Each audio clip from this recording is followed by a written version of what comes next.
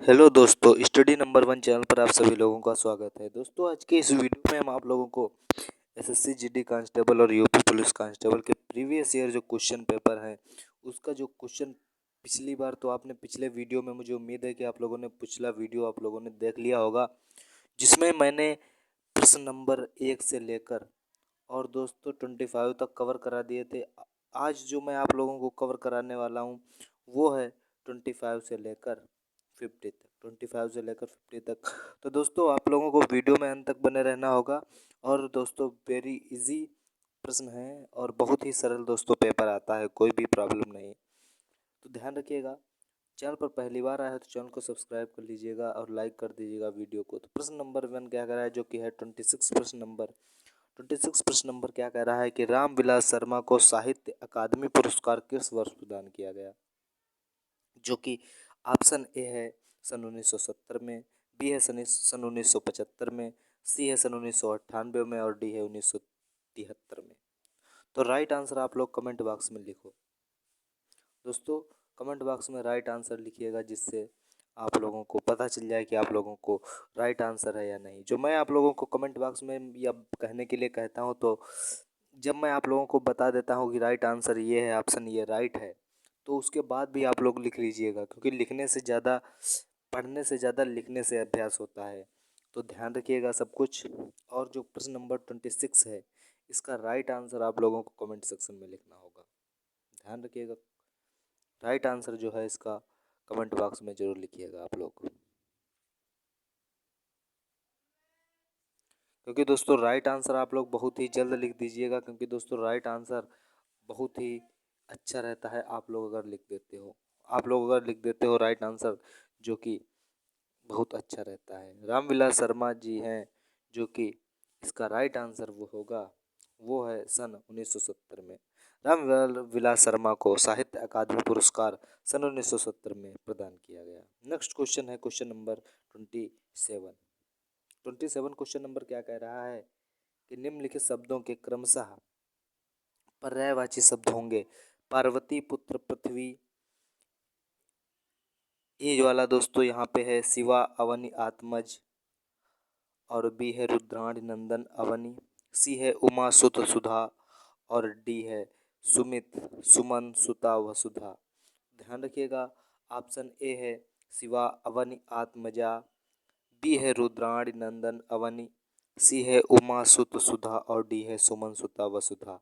तो ध्यान रखिएगा, पार्वती पुत्र पृथ्वी को क्या, इसके जो पर्यायवाची शब्द हैं, इसका राइट आंसर आप लोगों को क्या है, जो कि आप लोगों का बी राइट आंसर होगा, रुद्राणी नंदन अवनी। ध्यान रखिएगा, राइट आंसर बताने के लिए बहुत बहुत धन्यवाद कमेंट बॉक्स में। ध्यान रखिएगा दोस्तों। Next question, question number 28। Question number 28 क्या कह रहा है कि विज्ञान में कौन सा उपसर्ग लगा है। विज्ञान में कौन सा उपसर्ग लगा है। ऑप्शन ए है ई, बी है विज्ञ, सी है विज्ञ और डी है वी। ध्यान रखिएगा, राइट आंसर आप लोगों को कमेंट बॉक्स में लिखना है।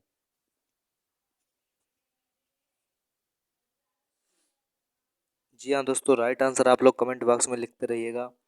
जो प्रश्न नंबर 28 है, इसका राइट आंसर होगा ऑप्शन नंबर डी वाला। कौन सा, डी वाला, ऑप्शन नंबर डी वाला इसका राइट आंसर होगा, जो कि विज्ञान में उपसर्ग वी लगा हुआ है, वी लगा हुआ है। प्रश्न नंबर 29 क्या कह रहा है, आप लोग ध्यान दीजिएगा। प्रश्न नंबर 20 क्या कह रहा है, 29, कि गणपति चंद्रगुप्त ने हिंदी का प्रथम कवि किसे माना जाता है। गणपति चंद्रगुप्त ने हिंदी का प्रथम कवि किसे माना जाता है।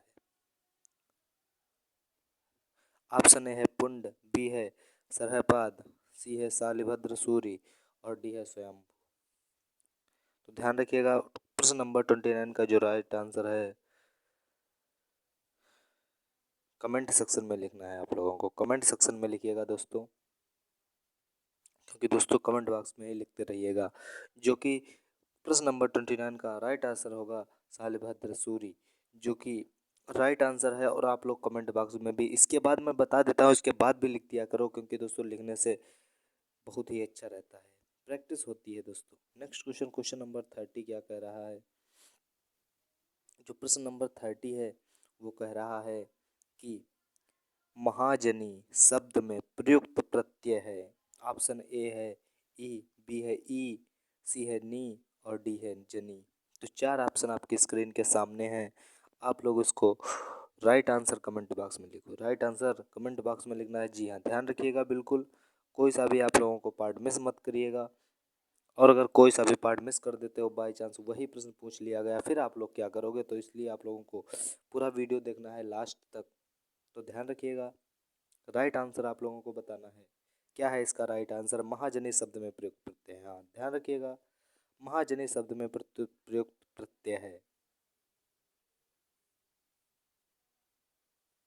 मुझे उम्मीद है कि आप लोग राइट आंसर कमेंट बॉक्स में लिख रहे होंगे, जो कि इसका राइट आंसर होगा महाजनी में ई है। बी वाला ऑप्शन राइट होगा, ध्यान रखिएगा, बी वाला ऑप्शन इसका राइट होगा। नेक्स्ट क्वेश्चन है क्वेश्चन नंबर 31। क्वेश्चन नंबर 31 क्या कह रहा है? ध्यान रखिएगा क्वेश्चन नंबर 31 क्या कह रहा है कि प्रत्येक इस संधि भेद का उदाहरण है। इस संधि भेद का उदाहरण है, ए है वृद्धि संधि, बी है गुण संधि, सी है यड़ संधि और डी है दीर्घ संधि। ध्यान रखिएगा, बिल्कुल राइट आंसर आप लोग, हाँ यही है बिल्कुल राइट आंसर, कमेंट बॉक्स में भर दीजिएगा, भरिएगा कमेंट बॉक्स में राइट आंसर। बिल्कुल ध्यान रखिएगा, प्रत्येक इस संधि भेद का उदाहरण है वृद्धि संधि, गुण संधि, यड़ संधि या दीर्घ संधि। राइट आंसर आप लोग कमेंट बॉक्स में लिखो जल्दी से।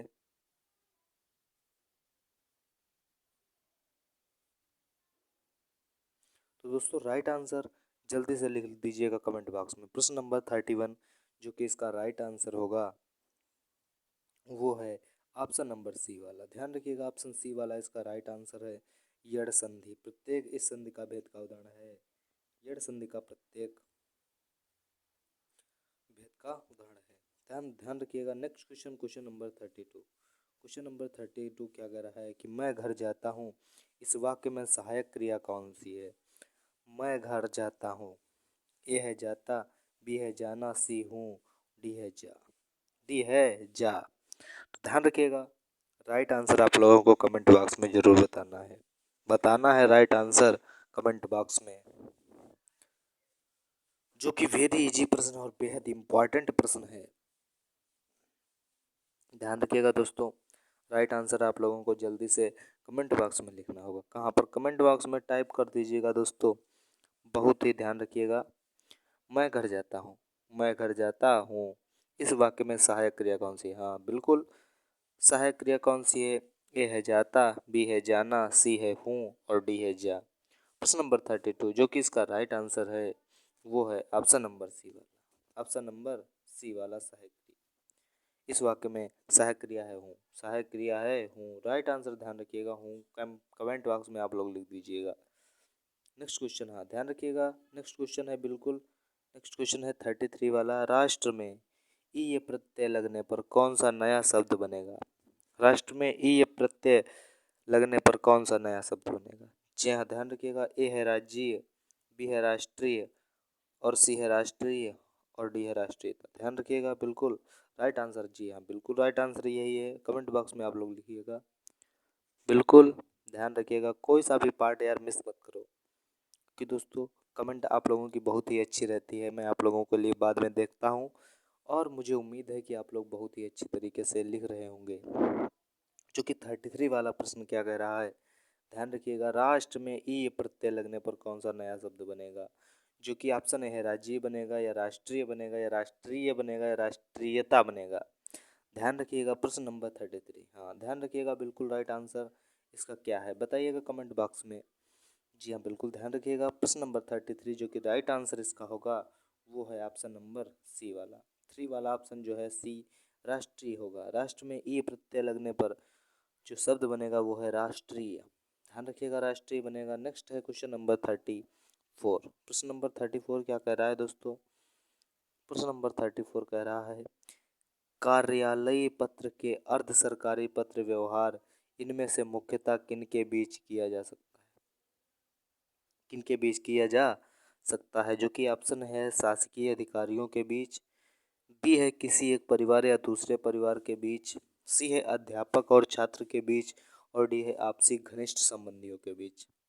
आपसी घनिष्ठ संबंधियों के बीच। जो हाँ दोस्तों ध्यान रखिएगा, कार्यालयी कार्यालयी पत्र के अर्ध सरकारी पत्र व्यवहार इनमें से मुख्यतः किन के बीच किया जा सकता है? ऑप्शन ए है शासकीय अधिकारियों के बीच, बी है किसी एक परिवार या दूसरे परिवारों के बीच, सी है अध्यापक और छात्रों के बीच और डी है आपसी घनिष्ठ संबंधियों के बीच। ध्यान रखिएगा, बिल्कुल राइट आंसर आप लोग ध्यान रखिएगा, कमेंट बॉक्स में लिखते रहिएगा, जो कि प्रश्न नंबर 34 है। कौन सा? प्रश्न नंबर 34 है। राइट आंसर ध्यान रखिएगा, कमेंट बॉक्स में लिखिएगा, जल्दी से लिखिएगा। मैं आप लोगों को कुछ टाइम दे रहा हूँ दोस्तों, 5 सेकंड का टाइम है, आप लोग जल्दी से लिख दीजिएगा कमेंट बॉक्स में।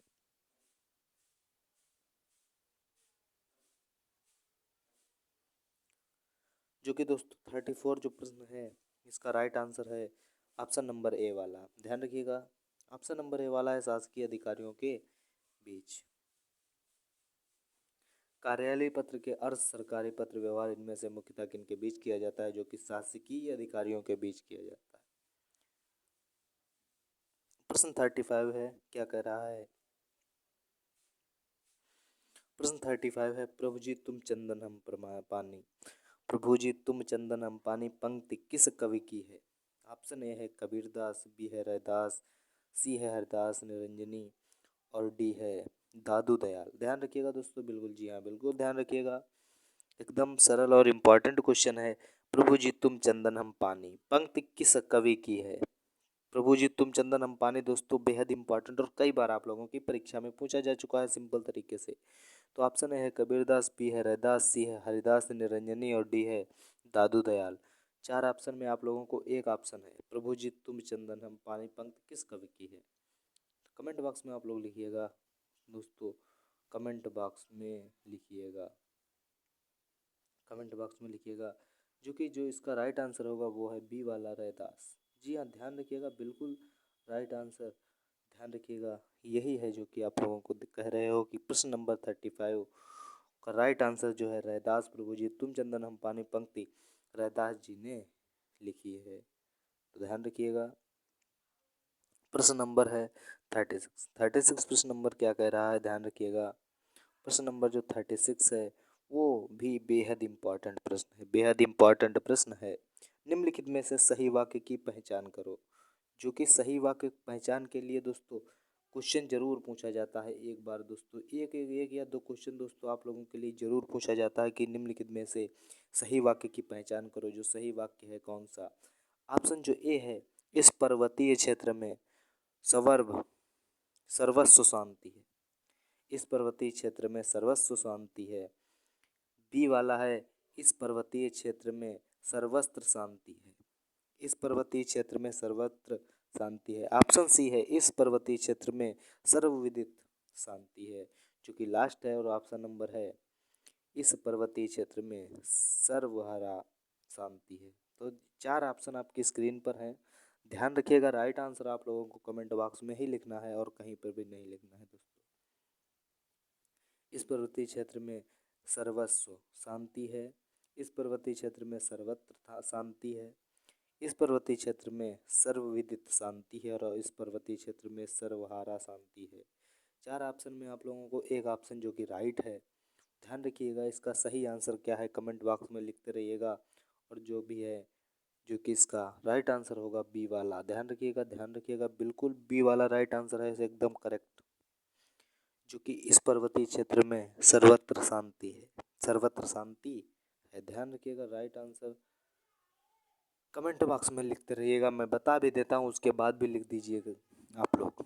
नेक्स्ट क्वेश्चन, क्वेश्चन नंबर ये 36 कंप्लीट हुआ और प्रश्न नंबर जो क्वेश्चन 37 है वो क्या कह रहा है? ध्यान रखिए, जो प्रश्न नंबर 37 है वो क्या कह रहा है दोस्तों?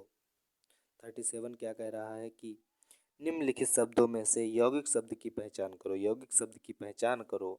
ऑप्शन ए है मुरलीधर, बी है पंकज, सी है पुस्तक और डी है परमौषधि। ध्यान रखिएगा, राइट आंसर के लिए आप लोगों को 5 सेकंड का टाइम मिल रहा है, राइट आंसर कमेंट बॉक्स में लिखिएगा।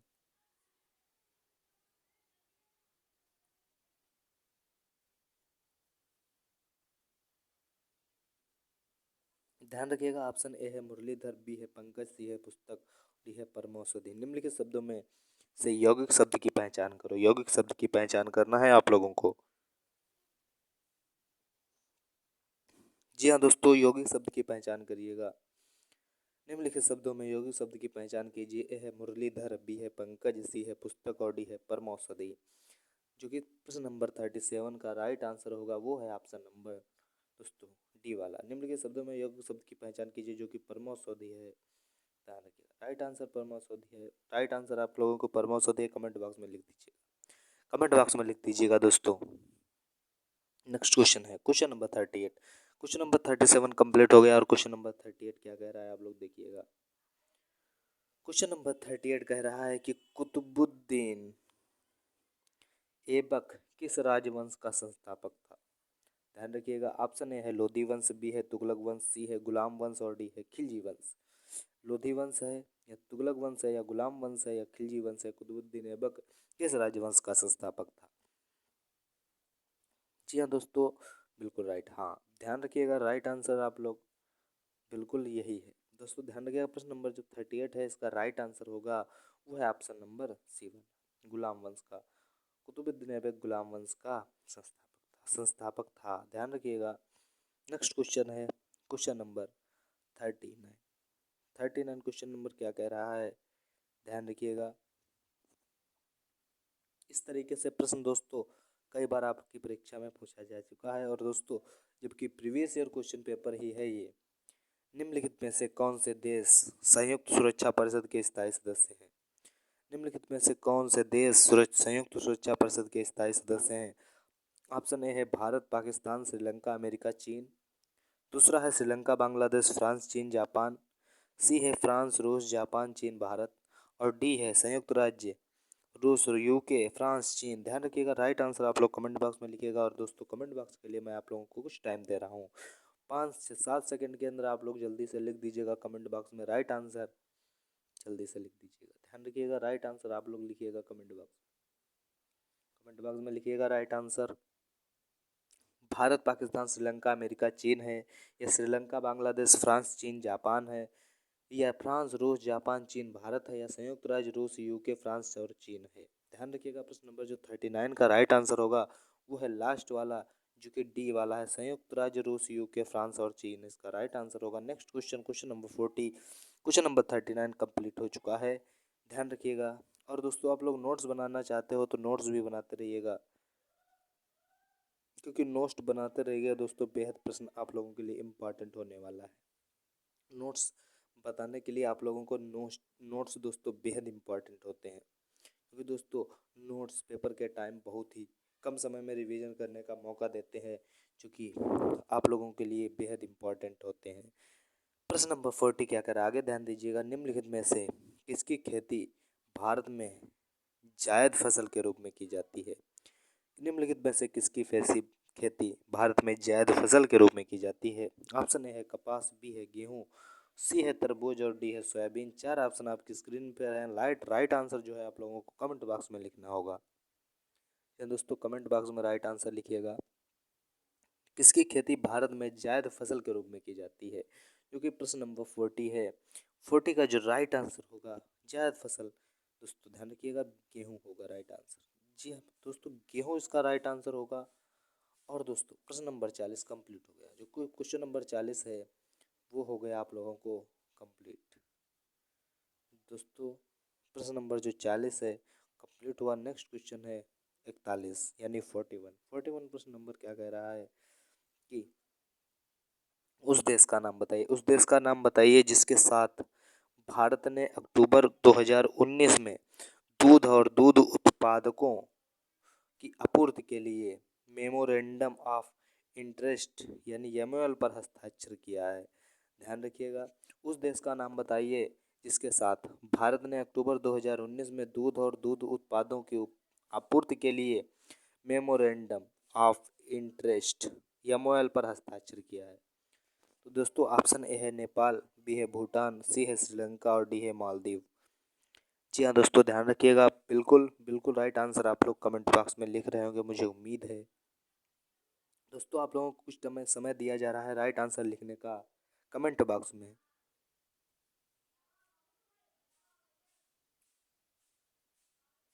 जी हाँ दोस्तों बिल्कुल, जो कि प्रश्न नंबर 41 का राइट आंसर होगा वो है श्रीलंका। तो श्रीलंका इसका राइट आंसर होगा प्रश्न नंबर 41 का। श्रीलंका होगा। दोस्तों श्रीलंका के साथ भारत ने अक्टूबर 2019 में दूध और दूध उत्पादों की आपूर्ति के लिए मेमोरेंडम ऑफ इंटरेस्ट पर हस्ताक्षर किया। श्रीलंका दोस्तों है। प्रश्न नंबर 41 कंप्लीट हो गया और प्रश्न नंबर चलते हैं अब 42। 42 क्या कह रहा है, ध्यान रखिएगा, ध्यान रखिएगा। प्रश्न नंबर 42 कह रहा है कि भारत में लोसूंग या लोसांग त्योहार ज़्यादातर हर साल दिसंबर के महीने में मनाया जाता है। यह त्योहार भारत के किस राज्य में सबसे महत्वपूर्ण त्योहार है? भारत में लोसूंग या लासांग त्योहार ज़्यादातर हर साल दिसंबर के महीने में मनाया जाता है। यह त्योहार भारत के किस राज्य में है? ध्यान रखिएगा किस राज्य का महत्वपूर्ण त्योहार, ध्यान रखिएगा बिल्कुल दोस्तों। ऑप्शन है हरियाणा, बी है सिक्किम, सी है केरल और डी है पंजाब। कौन सा है दोस्तों जो कि आप लोग लिख सकते हो ये सिंपल तरीके से। प्रश्न नंबर 42 का राइट आंसर, चार ऑप्शन आपकी स्क्रीन के सामने लाइव दिखा रहे हैं हम। और बिल्कुल ध्यान रखिएगा, ध्यान रखिएगा दोस्तों, कोई सा भी आप लोग पार्ट मिस मत करिएगा, कोई सा भी पार्ट मिस मत करो। पीडीएफ के लिए दोस्तों कमेंट बॉक्स में लिखते रहिएगा, पीडीएफ चाहिए तो कमेंट बॉक्स में भी लिख सकते हो। जो कि भारत में लोसूंग और लोसांग त्यौहार ज़्यादातर हर साल दिसंबर माह में मनाया जाता है। यह त्यौहार भारत के किस राज्य का सबसे महत्वपूर्ण त्यौहार है? जो कि दोस्तों प्रश्न नंबर 42 का राइट आंसर होगा बी वाला सिक्किम दोस्तों, इसका राइट आंसर है। ध्यान रखिएगा सिक्किम दोस्तों बेहद राइट आंसर है और बेहद इम्पॉर्टेंट भी है। नेक्स्ट क्वेश्चन है क्वेश्चन नंबर 43। क्वेश्चन नंबर 43 क्या कह रहा है, देख सकते हो दोस्तों। प्रश्न नंबर 43 कह रहा है दिए गए पुलिस के रैंक को निचले क्रम से उच्च क्रम में व्यवस्थित करो। दोस्तों बेहद इम्पॉर्टेंट और माइंड दोस्तों इससे घूम जाता है पूरा, ऐसे प्रश्न आ जाते हैं जिससे दोस्तों माइंड भी घूम जाता है। तो ध्यान रखिएगा, पहला है ऑप्शन है हेड कांस्टेबल, इंस्पेक्टर, पुलिस उप महानिरीक्षक, सहायक उप पुलिस अधीक्षक। तो ध्यान रखिएगा राइट आंसर बहुत ही सिंपल दोस्तों सरल क्वेश्चन है। बी वाला है हेड कांस्टेबल, इंस्पेक्टर, सहायक उप पुलिस अधीक्षक, पुलिस उप महानिरीक्षक। सी वाला है हेड कांस्टेबल, पुलिस उप महानिरीक्षक, इंस्पेक्टर, सहायक उप पुलिस अधीक्षक। या डी वाला नेक्स्ट ऑप्शन है पुलिस उप महानिरीक्षक, हेड कांस्टेबल, इंस्पेक्टर, सहायक उप पुलिस अधीक्षक। ध्यान रखिएगा राइट आंसर आप लोग जल्दी से कमेंट बॉक्स में लिखिएगा। प्रश्न नंबर 43 का जो राइट आंसर है वो आप लोग, जी हाँ बिल्कुल ध्यान रखिएगा, राइट आंसर आप लोग लिखिएगा कमेंट बॉक्स में। कहाँ पर दोस्तों, कमेंट बॉक्स में इसका राइट आंसर लिखिएगा। राइट आंसर आया प्रश्न नंबर 43 का जो कि है राइट आंसर है वो है बी वाला हेड कांस्टेबल, इंस्पेक्टर, सहायक उप पुलिस अधीक्षक, उप पुलिस महानिरीक्षक, जो कि है बी वाला। दोस्तों 43 का बी वाला राइट आंसर है। ध्यान रखिएगा, पढ़ लीजिएगा कायदे से और कमेंट बॉक्स में लिख दीजिएगा, क्योंकि दोस्ती बड़ी लाइन है, आप लोग लिखने में टाइम लगेगा लेकिन लिख दीजिएगा तब भी।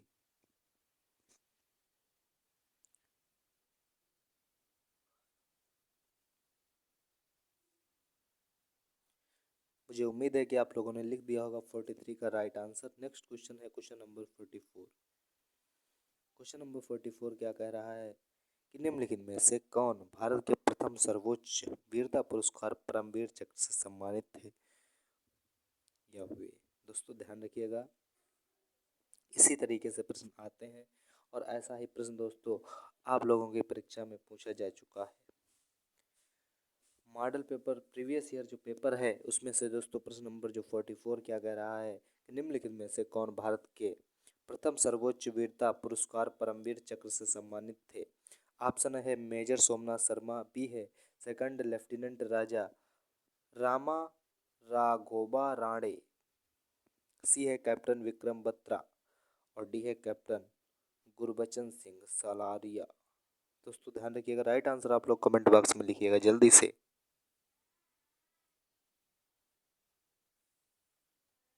जो कि ऑप्शन ए है मेजर सोमनाथ शर्मा, बी है सेकंड लेफ्टिनेंट रामा राघोबा राणे, सी है कैप्टन विक्रम बत्रा और डी है कैप्टन गुरबचन सिंह सलारिया।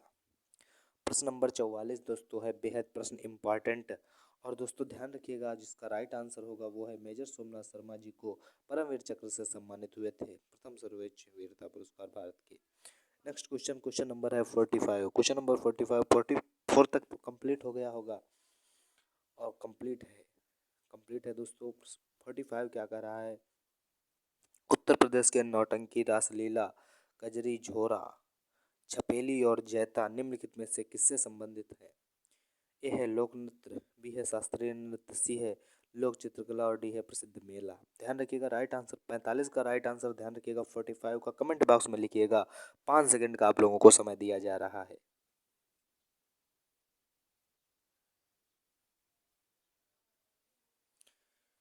जी हाँ दोस्तों, 45 का राइट आंसर आप लोग देख लिखिएगा कमेंट बॉक्स में। जो है 45 का राइट आंसर होगा वो है लोक नृत्य। उत्तर प्रदेश के नौटंकी, रासलीला, कजरी, झोरा, छपेली और जैता निम्नलिखित में से किससे संबंधित है? लोक नृत्य से संबंधित है। नेक्स्ट क्वेश्चन है क्वेश्चन नंबर 46। जो प्रश्न नंबर 46 है बेहद इंपॉर्टेंट है दोस्तों, बेहद इंपॉर्टेंट प्रश्न, बेहद इंपॉर्टेंट प्रश्न है, ध्यान रखिएगा इसको। प्रसिद्ध पुस्तक द कैलकटा क्रोमोसोम निम्नलिखित में से किस लेखक द्वारा लिखी गई है? ए है जेरी पिंटो, बी है मार्गरेट एटवुड, सी है अमिताव घोष और डी है जोनाथन स्ट्राउड। ऑप्शन है जेरी पिंटो, बी है मार्गरेट एटवुड, सी है अमिताव घोष और डी है जोनाथन स्ट्राउड। जोनाथन स्ट्राउड ध्यान रखिएगा राइट आंसर आप लोगों का है। ध्यान रखिएगा कमेंट बॉक्स में लिखिएगा 46 का राइट आंसर, 46 का राइट आंसर। जो कि इसका राइट आंसर होगा अमिताव घोष, अमिताव घोष इसका राइट आंसर होगा। नेक्स्ट क्वेश्चन है क्वेश्चन नंबर 47। कंप्लीट होगा 46। नेक्स्ट है क्वेश्चन, क्वेश्चन है 47। 47 क्वेश्चन क्या कह रहा है दोस्तों, ध्यान रखिएगा कि निम्नलिखित में से किस वर्ष में भारतीय आईटी अधिनियम 2000 में प्रमुख संशोधन किया गया था? निम्नलिखित में से किस वर्ष में भारतीय आईटी अधिनियम 2000 में प्रमुख संशोधित किया गया था? ए है 2006, बी है 2005, सी है 2008 और डी है 2004। राइट आंसर कमेंट बॉक्स में छापिएगा दोस्तों, लिखिएगा नहीं दोस्तों, छापिएगा। बिल्कुल लिखने से और छापने से दोस्तों बहुत अंतर है। छाप ध्यान से छापा जाता है दोस्तों, ध्यान से छापिएगा। प्रश्न नंबर 47 का जो कि राइट आंसर होगा वो है दोस्तों 47 का राइट आंसर वो है बी 2005। राइट आंसर बताने के लिए बहुत बहुत धन्यवाद दोस्तों। कमेंट में आप लोग लिख रहे होंगे मुझे उम्मीद है। प्रश्न नंबर 48 क्या कह रहा है? 47 तक कंप्लीट हो गया और 48 क्या कह रहा है कि भारत में नोटबंदी विमुद्रीकरण कब हुई? दोस्तों बेहद इंपॉर्टेंट प्रश्न, बहुत ही सरल प्रश्न है। भारत में नोटबंदी कब हुई? यार इतना सरल क्वेश्चन आया है। भारत में नोटबंदी कब हुई? ऑप्शन ए है 8 नवंबर 2016, बी है 9 नवंबर 2016, सी है 8 नवंबर 2018 और डी है 10 नवंबर 2017। जो कि बेहद इंपॉर्टेंट प्रश्न और राइट आंसर आप लोग लिखिएगा। ऑप्शन ए है 8 नवंबर 2016, बी है 9 नवंबर 2016, सी है 8 नवंबर 2018 और डी है 10 नवंबर 2017। ध्यान रखिएगा भारत में नोटबंदी कब हुई? भारत में नोटबंदी कब हुई? ध्यान रखिएगा दोस्तों। प्रश्न नंबर 48 का जो राइट आंसर होगा वो है ऑप्शन नंबर ए वाला, ऑप्शन नंबर ए वाला। भारत में नोटबंदी 8 नवंबर 2016 को हुई, 8 नवंबर 2016 को हुई। प्रधानमंत्री नरेंद्र मोदी जी द्वारा 8 नवंबर 2016 को भारत में नोटबंदी की घोषणा की गई। ध्यान रखिएगा आज़ादी के बाद यह दूसरा अवसर था जब देश में नोटबंदी की गई थी। इस घोषणा से पूरे देश में 500 और 1000 के नोट का चलन खत्म हो गया। भारत में पहली बार 16 जनवरी 1978 को जनता पार्टी की गठबंधन सरकार ने 1000 और 5000 और 10,000 के नोटों का विमुद्रीकरण किया गया था। ध्यान रखिएगा दोस्तों, इसका राइट आंसर होगा 8 नवंबर 2016। नेक्स्ट क्वेश्चन है क्वेश्चन नंबर 49। क्वेश्चन नंबर 49 क्या कह रहा है कि अगस्त 2020 में शौर्य चक्र पुरस्कार से किसे सम्मानित किया गया? अगस्त 2020 में शौर्य चक्र पुरस्कार से किसे सम्मानित किया गया? जो कि ऑप्शन है विशाख नायर, बी है मेजर अमन सिंह, सी है जी डी बख्शी और डी है विशाल कुशवाहा। दोस्तों ध्यान रखिएगा प्रश्न नंबर 49 को, ध्यान रखिएगा प्रश्न नंबर 49 को, प्रश्न नंबर 49 का राइट आंसर होगा जो है बेहद इंपॉर्टेंट और सरल है, क्योंकि बी वाला होगा मेजर अमन सिंह। अगस्त 2000 में शौर्य पुरस्कार मेजर अमन सिंह को सम्मानित किया गया। नेक्स्ट क्वेश्चन और लास्ट क्वेश्चन प्रश्न नंबर 50। प्रश्न नंबर 50 क्या कह रहा है? नोटबंदी से पहले अर्थव्यवस्था में 500 के नोटों की संख्या कितनी थी? ए है 17,800 मिलियन, बी है 17,165 मिलियन, सी है 16,196 मिलियन और डी है 17,000 मिलियन। नोटबंदी से पहले अर्थव्यवस्था में 500 के नोटों की संख्या कितनी थी? ध्यान रखिएगा, कमेंट बॉक्स में बेहद इंपॉर्टेंट और सरल प्रश्न है, बिल्कुल ध्यान रखिएगा।